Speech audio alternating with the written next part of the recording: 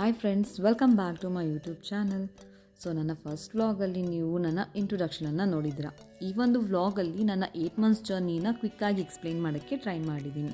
So ನಾನು first time ಇಲ್ಲಿ ಬಂದಿದ್ದು ಡಿಸೆಂಬರ್ ಟೈಮಲ್ಲಿ. ಆವಾಗ ವಿಂಟರ್ ಸೀಸನ್ ನಡೀತಾ ಇತ್ತು.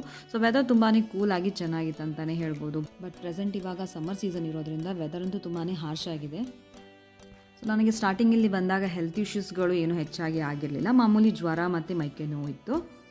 ಸೊ ನಾನು ಇಂಡಿಯಾದಿಂದ ಬರುವಾಗಲೇ ಟ್ಯಾಬ್ಲೆಟ್ಸ್ ತಂದಿದ್ದೆ. ಸೊ ಆ ಟ್ಯಾಬ್ಲೆಟ್ಸಿಂದನೇ ನನಗೆಲ್ಲ ಕಡಿಮೆ ಆಯಿತು. ಆ್ಯಂಡ್ ರೂಮ್ ಬಗ್ಗೆ ಹೇಳೋದಾದರೆ ನನ್ನ ಹಸ್ಬೆಂಡ್ ಸ್ಟುಡಿಯೋ ರೂಮನ್ನು ತೊಗೊಂಡಿದ್ರು. ಸೊ ಸ್ಟುಡಿಯೋ ರೂಮ್ ಏನು ಅಂತ ನೆಕ್ಸ್ಟ್ ವೀಡಿಯೋಸ್ಗಳಲ್ಲಿ ಹೇಳ್ತೀನಿ.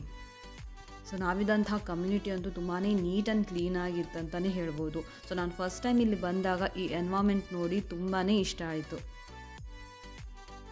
ಸೊ ಸುತ್ತಲೂ ಆ ಗ್ರೀನರೀಸ್ ಜೊತೆಗೆ ಪ್ರತಿಯೊಂದು ಬ್ಲಾಕಿಗೂ ಸಪ್ರೇಟ್ ಆದಂತಹ ಪ್ಲೇಗ್ರೌಂಡು ಆ್ಯಂಡ್ ಮಕ್ಕಳು ಆಟ ಆಡ್ತಾ ಇರೋದು. ಸೊ ಇದೆಲ್ಲ ನೋಡಿ ನನಗೆ ಇಂಡಿಯಾದೇ ಯಾವುದೋ ಊರಿಗೆ ಬಂದಿದ್ದೀವಿ ಅನ್ನೋ ಥರ ಫೀಲ್ ಆಯಿತು.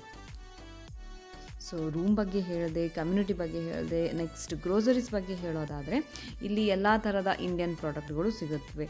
ಸೊ ಇಲ್ಲಿ ಸಪ್ರೇಟಾಗಿ ಸೆಕ್ಷನ್ ವೈಸ್ ಇಟ್ಟಿರ್ತಾರೆ. ಹಾಲು, ಮೊಸರು ಎಲ್ಲ ಬೇರೆ ಕಡೆ, ಆ್ಯಂಡ್ ಡ್ರೈ ಐಟಮ್ಸು, ಸೊ ಬೇಳೆ ಅದೆಲ್ಲ ಒಂದು ಕಡೆ ಇರುತ್ತೆ.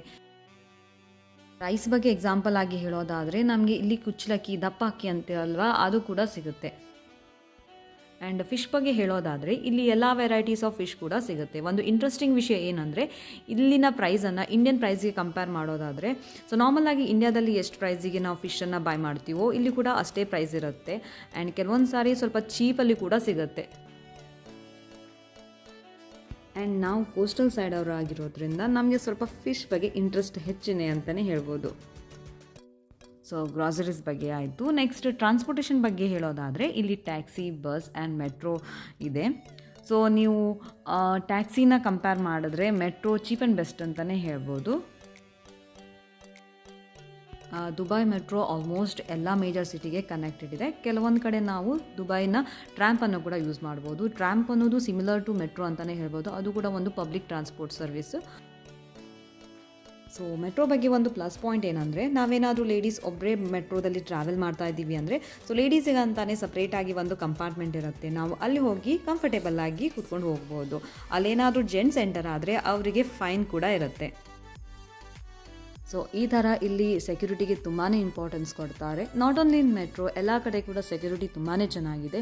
ಈವನ್ CC ಕ್ಯಾಮ್ರಾಸ್ಗಳು ಕೂಡ ಪ್ರತಿಯೊಂದು ರೋಡು, ಬಿಲ್ಡಿಂಗ್ಸ್, ಶಾಪ್ಗಳಲ್ಲಿ ಇರುತ್ತೆ. ಆ್ಯಂಡ್ ಇಲ್ಲಿನ ಪ್ಲಸ್ ಪಾಯಿಂಟ್ ಏನಂದರೆ ಇಲ್ಲಿ ರೂಲ್ಸನ್ನು ತುಂಬಾ ಸ್ಟ್ರಿಕ್ಟಾಗಿ ಹಾಕಿರ್ತಾರೆ.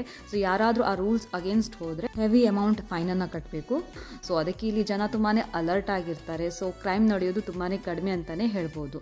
ಆ್ಯಂಡ್ ID ಬಗ್ಗೆ ಹೇಳೋದಾದರೆ ನೀವೇನಾದರೂ ವಿಸಿಟಿಂಗ್ ವೀಸಾದಲ್ಲಿ ಬಂದರೆ ನಿಮಗೆ ಯಾವುದೇ ID ಅವಶ್ಯಕತೆ ಇರಲ್ಲ. ನೀವೇನಾದರೂ ಲಾಂಗ್ ಟೈಮ್ ಇಲ್ಲಿ ಇರ್ತೀರಾ, ರೆಸಿಡೆಂಟ್ ಆಗಿರ್ತೀರಾ ಅಂದರೆ ಸೊ ಇಲ್ಲಿನ ಎಮಿರೇಟ್ಸ್ IDನ ಮಾಡ್ಕೊಳ್ಬೇಕು. ಐ ಹೋಪ್ ನಾನು ಈ ವಿಡಿಯೋದಲ್ಲಿ ಕೆಲವೊಂದು ಬೇಸಿಕ್ ಇನ್ಫಾರ್ಮೇಷನ್ಸ್ಗಳನ್ನು ಶಾರ್ಟಾಗಿ ಕವರ್ ಮಾಡಿದ್ದೀನಿ ಅಂತ. ಸೊ ಇದೆಲ್ಲ ಟಾಪಿಕ್ ಬಗ್ಗೆ ಇನ್ ಡೀಟೇಲ್ ಆಗಿ ಮುಂದಿನ ದಿನಗಳಲ್ಲಿ ವೀಡಿಯೋಸ್ಗಳನ್ನು ಮಾಡ್ತೀನಿ. ಐ ಹೋಪ್ ನಿಮಗೆ ಈ ವಿಡಿಯೋ ಇಷ್ಟವಾಗಿದೆ ಅಂತ. ಇಷ್ಟವಾದಲ್ಲಿ ಲೈಕ್ ಮಾಡಿ, ಶೇರ್ ಮಾಡಿ, ಹಾಗೂ ನನ್ನ ಚಾನಲ್ಗೆ ಸಬ್ಸ್ಕ್ರೈಬ್ ಆಗಿ ಆ್ಯಂಡ್ ಸಪೋರ್ಟ್ ಮಾಡಿ. ಸೊ ವಿಡಿಯೋ ನೋಡಿದ್ದಕ್ಕೆ ಥ್ಯಾಂಕ್ ಯು.